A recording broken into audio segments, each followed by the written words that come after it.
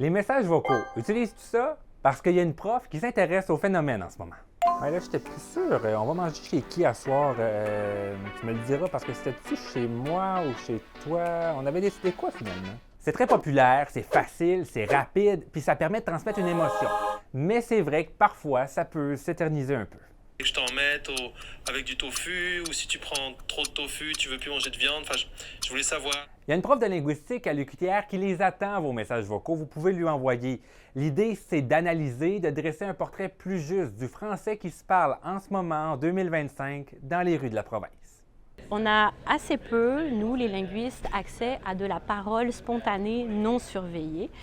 Et c'est souvent dans cette parole spontanée non surveillée qu'on voit apparaître des petits changements linguistiques. Et on peut s'attendre à plusieurs changements dans le langage, rien qu'à penser à l'immigration et aux réseaux sociaux. Parce qu'on sait qu'il y a eu beaucoup d'emprunts, beaucoup d'ajouts qui nous arrivent par exemple de l'arabe ou même du français des banlieues, des mots du verlan qui sont entrés dans le français du Québec. Moi, dans mon étude, ce qui m'intéresse plus, c'est le contact du français avec le français en réalité. Anne-Sophie Ballé veut récolter entre 6 et 10 heures de messages vocaux. Ça peut paraître peu, mais c'est considérable, sachant qu'un message vocal ne dure parfois que quelques secondes.